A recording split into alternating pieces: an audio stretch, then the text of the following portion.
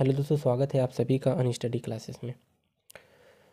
प्रिय स्टूडेंट, आज की इस वीडियो में ना हम हिंदी के कुछ ऐसे क्वेश्चंस के बारे में बात करेंगे जिसको अगर आप याद कर लेते हो, अच्छे से तैयार कर लेते हो, तो ये जो यहाँ पे लिखा है ना 29, ये तो फिक्स ही है, कहीं जाने वाले नहीं है।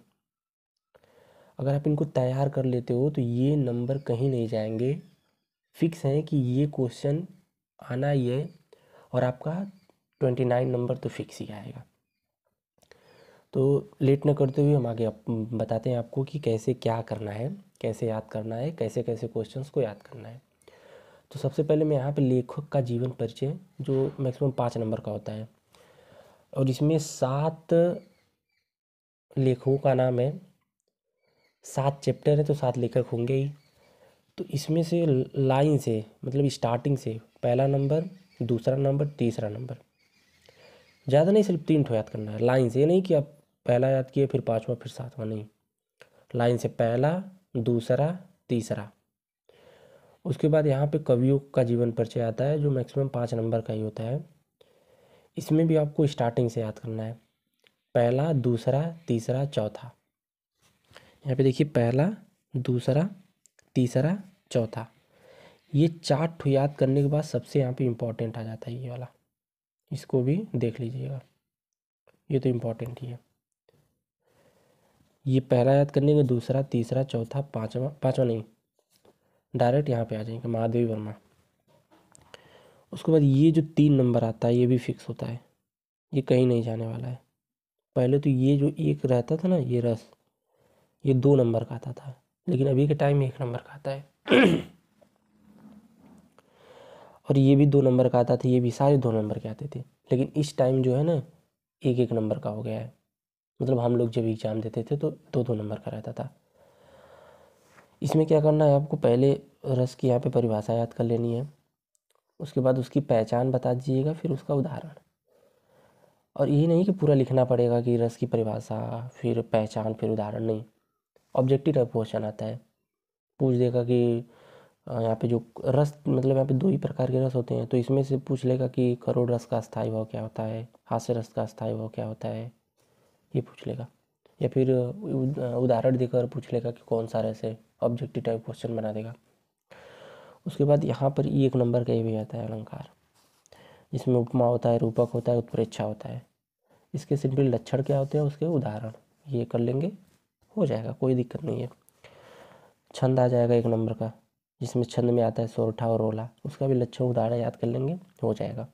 क्योंकि ये तो आना ही है, दोनों में से कोई ना कोई आएगा, आपका 1 नंबर फिक्स है। अगर आप तीनों तैयार कर लेते तो 3 नंबर तो अच्छा ही है, आ ही जाएगा। उसके बाद बात करते हैं उपसर्ग, 1 नंबर का आता है। उपसर्ग मतलब जो कोई भी, जैसे अधिकार हो गया, अधिकार में जो अधि है वो उपसर्ग है, जो पहले आता है। तो उसमें आपको कुछ दे देगा, जैसे अधिकारी दे दिया तो उसमें पूछेगा इसमें उपसर्ग क्या है, और कुछ, और ज़्यादा नहीं, उसमें दे भी देगा, ऑब्जेक्टिव टाइप क्वेश्चन तो ऑप्शन भी दे देगा कि इसमें से कौन सा सही है। तो आप लगा दीजिएगा, सिंपल है, बहुत ज़्यादा कुछ करना है नहीं। तद्भव तत्सम आ जाएगा, पर्यायवाची, मतलब तद्भव तत्सम पर्यायवाची में से एक ही नंबर का आएगा। तद्भव पूछ सकता है, तत्सम भी पूछ सकता है, पर्यायवाची भी पूछ सकता है। इसको भी तैयार कर लेंगे तो हो जाएगा, ज़्यादा कोई प्रॉब्लम नहीं है। इसके बाद समास, समास में कर्मधारय आ जाएगा, द्विग आएगा और बहुब्रीहि आएगा। कर्मधारय, द्वंद्व और बहुब्रीहि 1 नंबर का आता है और ये भी फिक्स ही होता है, याद कर लेंगे तो कोई दिक्कत नहीं है। यहाँ पे संस्कृत खंड के पथ्य वास्तविक के कंठस्थ एवं श्लोक जो प्रश्न पत्र में ना आया हो, जो प्रश्न पत्र में ना आया हो उससे संस्कृत से 1 श्लोक याद कर लेंगे तो कोई दिक्कत नहीं है। 2 याद कर लेंगे तो कंफर्म है, आएगा ज़रूर। और 2 नंबर फिक्स ही हैं, देख लीजिए, सारे सामने 2 नंबर लिखे हैं। इस पर निबंध आ जाएगा 7 नंबर का। बस करना क्या है ना कि किसी भी टॉपिक पर आप एक निबंध तैयार कर लीजिए। जैसे आपको याद कर लेना है कि हेडिंग टाइप, कि निबंध में पहला क्या होता है, दूसरा क्या होता है, तीसरा क्या होता है, और एक जैसे आपको एक व्यू रहना चाहिए, कि आपको एक समझ होनी चाहिए कि निबंध को कैसे लिखा जाता है। लिख लेंगे, 7 नंबर भाई फिक्स होता है।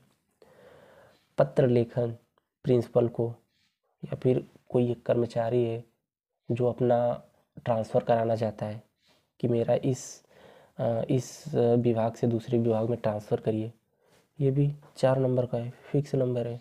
या फिर अब पत्र लिखना है कि सर जो मेरा फ़ीस है माफ़ कर दीजिए, मैं गरीब हूँ, इस पर भी मतलब पत्र लिखा जा सकता है। तो सिंपली बहुत ही अच्छा नंबर मिल सकता है अगर आप इन सारे क्वेश्चंस को तैयार कर लेते हैं। सिर्फ 9 क्वेश्चंस हैं, देख लीजिए।